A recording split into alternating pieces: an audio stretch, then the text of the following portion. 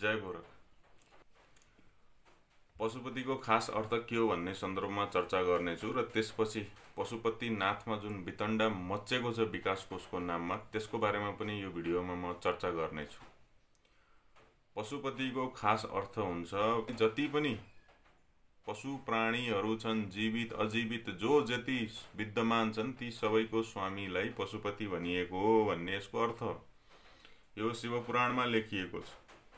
शिवपुराण वायवीय संहिता पूर्वखण्ड अध्याय हेर्यौं भने त्यसमा पाइन्छ। त्यसैगरी श्वेत सत्रोपनिषदमा पनि शिव पशुपतिको अर्थ दिइएको छ। त्यसैगरी अथर्व वेदमा पनि पशुपतिको अर्थ दिइएको छ। यी सबै अर्थहरूले के भन्छ त भन्दाखेरि जो देवताहरूको पनि मालिक हो, जसमा यो सारा लोकहरू आश्रित छन्, लोकहरू माने ब्रह्माण्ड आश्रित छ र जसले यो दुई खुट्टे चार खुट्टे तथा अन्य सारा प्राणी वर्गहरूलाई उत्पन्न गरेको हो, संरक्षण गरेको छ, पालन गरेको छ, त्यसलाई पशुपति भनेर भनिन्छ। र अझै व्यापक अर्थमा जाँदाखेरि के छ भने पदार्थका तीनवटा भेद छन्। एउटा प्रकृति छ, अर्को चेतन छ यानि कि आत्मा छ, र अर्को परमेश्वर छ जसलाई नियन्ता भनिन्छ। यानि प्रकृति, आत्मा र परमेश्वर गरेर तीनवटा भेद छन् र तीनवटा भेद मध्ये प्रकृति जड हो, उसमा चेतना छैन भनिन्छ भने आत्मा चेतन हो तर आत्मा प्रकृतिको अन्डरमा छ र प्रकृति र आत्मा दुईटै ईश्वरको अन्डरमा छ। अब प्रकृति के हो त? प्रकृति पास हो यानि कि प्रकृति बन्धन हो। अहिले हामी प्रकृतिको बन्धनमा छौँ। प्रकृतिको बन्धन भनेको तीनवटा गुणहरू हो, सत्वगुण, रजगुण, तमगुण। र यो तीनवटा गुणले मान्छेलाई मोहमा फसाएको छ, अहंकारमा फसाएको छ, क्रोधमा फसाएको छ, लालचमा फसाएको छ, ईर्ष्यामा फसाएको छ, रिसमा रागमा फसाएको छ, त्यसैगरी अन्य प्रकारका विकृतिहरूमा फसाएको छ। यो फस्नु भनेकै बन्धनमा पर्नु हो। त्यसैले अहिले जति पनि प्राणीहरू छन्, मान्छे लगायत अन्य सबै के छ त प्रकृतिको पासमा बाँधिएका छौँ हामी। प्रकृति नामको पासले हामीलाई बाँधेर राखेको छ। त्यसैले हामी पशु हौँ, प्रकृति पास हो र यो प्रकृति रूपी पास यानि कि यो प्रकृति रूपी बन्धनबाट जसले हामीलाई मुक्ति दिने सामर्थ्य राख्दछ त्यो ईश्वर हो। त्यसरी पशुपतिको अर्थ खुल्न जान्छ। तर यो बन्धनबाट मुक्त हुनको लागि जुन अनुशासनमा बस्नुपर्ने हो, जुन शिक्षा हासिल गर्नुपर्ने हो, जुन नैतिकता हामीमा हुनुपर्ने हो, त्यो नैतिकता यदि हामीमा भएन भने फेरि हामी सधैँभरि बाँधिएर बस्छौँ। र यो बन्धनबाट मुक्त हुने नैतिकता, अनुशासन, ज्ञान हासिल गरिसकेपछि ईश्वरले पनि हाम्रो त्यो बन्धन खोलिदिएर आफैसँग लिएर जानुहुन्छ। तसर्थ पशुपतिको अर्थ के हो भने पासमा बाँधिएका जति पनि प्राणी वर्ग छन् तिनीहरूमाथि शासन गर्ने, तिनीहरूको नियन्त्रण गर्ने, तिनीहरूको संरक्षण गर्ने, तिनीहरूलाई मुक्ति दिने, मोक्ष दिने सामर्थ्य बोकेको त्यो शक्ति, त्यो मालिकलाई पशुपति भनिएको। फेरि पनि दोहोर्याउन चाहन्छु, पासमा बाँधिएका जति पनि छौँ हामी, यहाँनिर पास भनेको बन्धन भनेको प्रकृति हो। यो आँखाले देखेको डोरीको बन्धन मात्रै बन्धन होइन, यो शरीर पनि एउटा बन्धन हो। त यसरी जति पनि बाँधिएका छौँ हामी सबै पशु हौँ र यो चाहिँ बन्धनबाट, यो प्रकृतिको जुन चक्र छ, यो चक्रबाट जसले हामीलाई मुक्त गरेर लान्छ त्यसलाई ईश्वर भनिन्छ, त्यसलाई पशुपति भनिन्छ। अब पशुपतिनाथमा मच्चिएको वितण्डाको कुरा गरौँ हामी। विकास कोष आएको 34 वर्ष भएछ त्यहाँ, र यो 34 वर्षको दौरानमा पशुपतिनाथमा भएका धेरै महत्त्वपूर्ण मन्दिरहरू हराइसकेका छन्, मूर्तिहरू पनि चोरी भइसकेका छन्। जस्तो म केही उदाहरण दिन चाहन्छु। यहाँनिर वासुकी भट्ट निवास पछाडिको शङ्कर नारायणको मूर्ति चोरी भइसकेको छ। त्यसैगरी पशुपतिनाथको मूल ढोका अगाडिको चारमुखे महादेवको मूर्ति थियो, त्यो पनि चोरी भइसकेको छ। विकास कोष त्यहाँनिर पशुपतिको संरक्षण गर्छु भनेर बसेको छ, तर पशुपतिनाथको मूल गेटमै रहेको चारमुखे महादेवको मूर्ति हराउँदासम्म यिनीहरू के हेरेर बसे? यिनीहरूले कसको संरक्षण गरे? प्रश्न गर्न मन लाग्छ, किनभने यिनीहरूको नियत ठिक छैन, यिनीहरूको चरित्र ठिक छैन। त्यसै गरेर रामघाटमा रहेको छ्वास महादेवको मूर्ति पनि गायब भइसकेको छ। मित्रहरू हेर्नुहोस्, तपाईँ हामी पशुपतिमा जान्छौँ, कोही गर्लफ्रेन्ड लिएर डेटिङ गइरहेछन्, कोही गफ गर्न टाइम पास गर्न गइरहेछन्, कोही हावा खान गइरहेका छन्, तर त्यहाँ वरपर के भइरहेको छ भन्ने कुरोमा कसैलाई चासो नै छैन। कसैलाई एक्सर्साइज गर्न परेको छ, खाली ठाउँ छैन, त्यही भएर पशुपति दौडिरहेका छन्। यो सबै कुरा राम्रो, चहल पहल हुनपर्छ मन्दिर वरपर, तर आफू रमाइराख्दाखेरि, आफू आनन्दमा बसिराख्दाखेरि, आफूले आश्रय लिएको स्थलमा के भइरहेको छ भन्ने विषयमा पनि हामीले अलिकति चासो राखिदियौँ भने पशुपति विकास कोषको नाममा पशुपतिमा ब्रह्मलुट मच्चाइरहेको जुन गुट छ तिनीहरूलाई अलिकति भए पनि दबाब महसुस हुनेछ, तिनीहरू अलिकति भए पनि नैतिक भएर काम गर्न बाध्य हुनेछन्। अहिले तपाईँले एक्सर्साइज गरिराखेकै ठाउँमा धेरै मन्दिरहरू ढलिसकेका छन्। मूर्ति त मैले यहाँ भनिसकेँ, अझ जयबागेश्वरीमा रहेको नृसिंह नारायणको मूर्ति त्यो पनि चोरी भइसकेको छ। त्यसपछि अर्को यहाँ वितण्ड तपाईँहरूलाई म बताउन चाहन्छु कि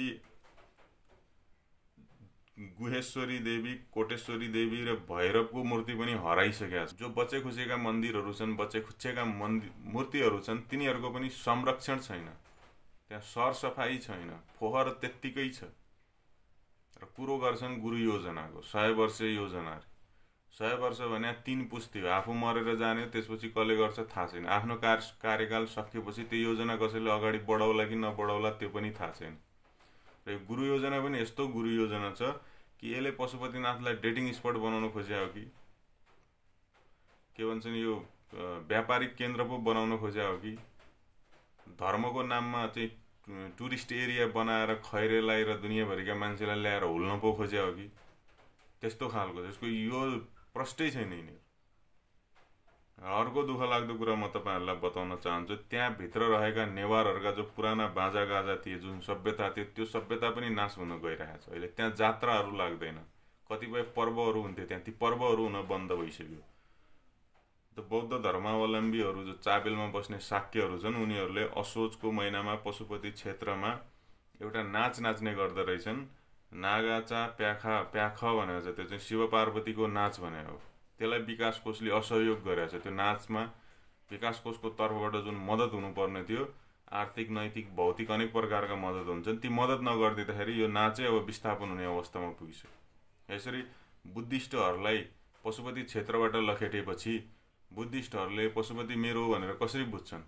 त उनीहरूलाई बुझ्ने बाटो जुन थियो त्यो बाटै बन्द गरिदिन आँटिरहेको छ। गर्न खोजेको के त भन्दाखेरि पशुपतिनाथ तिमीहरूको होइन है, यो हिन्दूको मात्रै हो भनेर धार्मिक जुन सहिष्णुता थियो त्यो सहिष्णुता नै टुक्र्याउन खोजेको कि भन्ने यिनीहरूको नियतबाट देखिएको छ।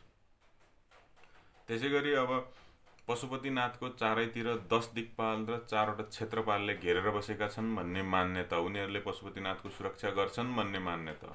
तर अहिले अब यी क्षेत्रपाल र दिक्पाल त कता हराए थाहा भएन। र पशुपति वरपर चर्चहरू चाहिँ खडा भइसक्यो।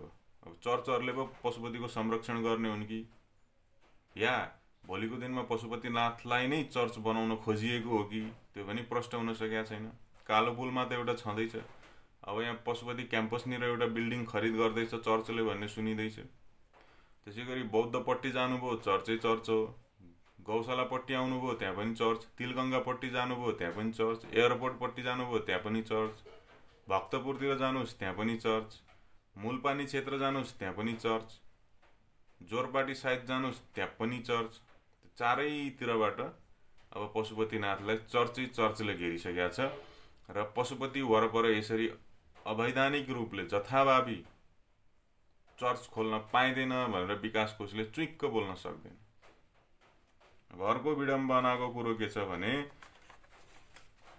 बुद्धिस्टहरूले पशुपतिनाथलाई चाहिँ बुद्धको मुकुट पहिराएर पूजा गर्ने गर्दथे र त्यहाँनिर पशुपतिनाथको त्यो छायाको दर्शन गर्ने गरिन्छ। त्यो परम्परा के छ, अहिले कस्तो अवस्थामा छ, त्यसको प्रचार किन भएन? पशुपतिनाथलाई हिन्दू, बुद्धिस्ट, किराँत, बौन, सिख, जैन जति पनि ओमकार परिवारका छन् तिनीहरूको धार्मिक समन्वयको केन्द्र भनेर प्रचार गरिनु पर्थ्यो। यो सबैको आस्थाको ठाउँ, यहाँ सबैले अभ्यास गरिरहेका छन् भनेर हरेक साल विकास कोषले त्यसरी प्रचार गरिदिनु पर्थ्यो र यसले एउटा धार्मिक समन्वयको भूमिका खेल्न सक्ने धेरै सम्भावना छ कि नेपालका जति पनि हिन्दू, बुद्धिस्ट, किराँत, बोन भनेर अनेक अनेक नाम थरी छन्, यी सबै हामी सबै एउटै हो, हामी सबैको चाहिँ ईश्वर एउटै हो भनेर त्यो खालको सन्देश दिनुपर्नेमा यो पशुपतिनाथमा बुद्धिस्टहरूका जात्रा पनि लाग्न नदिने, पूजापाठ पनि हुन नदिने, किराँतहरूलाई त्यस्तै गरिदिने, अन्यलाई त्यस्तै गरिदिने गरेर पशुपतिनाथ चाहिँ धार्मिक के भन्छन् त्यो सद्भाव खलबल्याउने केन्द्र पो हो कि भन्ने खालको यिनीहरूले बनाउनु खोजिरहेको छ। त यस्ता कुराको हामीले भण्डाफोर गर्नुपर्छ। जस्तो मैले अघि भने बुद्धिस्टहरूले निकाल्ने शिव पार्वती नाच, त्यसै गरी बुद्धिस्टहरूले चाहिँ पशुपतिनाथलाई बुद्धको मुकुट लगाइदिएर गर्ने पूजा, यी भनेका त यसले त हाम्रो समन्वय हो भन्ने कुरो जनाउँछ। यस्ता कुरालाई निरन्तरता दिनुपर्छ। त्यसै गरी पशुपतिनाथमा चाहिँ गुरु नानक मठको निर्मल अखडाबाट शिरमाला ल्याएर दिनदिनै चढाउने चलन रहेछ। यो समन्वयको कुरा हो।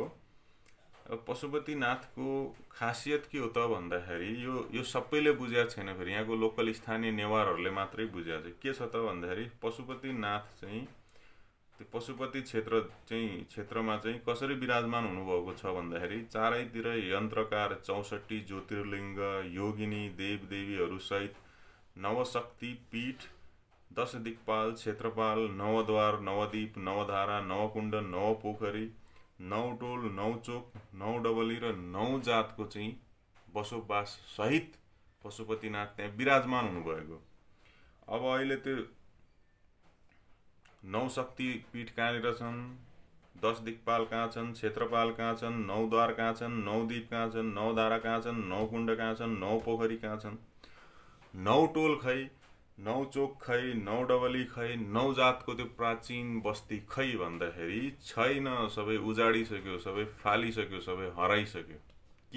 किनभने पशुपति विकास कोषको नाममा जो ज्ञान छ र जो नियुक्ति भइरहेछ, तिनीहरू पशुपतिनाथको यो मैले अहिले जुन भने श्रीयन्त्र आकारभित्र यो 9 को सङ्ख्या मिलाएर जुन बनेको संरचना थियो, त्यो संरचनाको बारेमा उनीहरू जानकार नै छैनन्।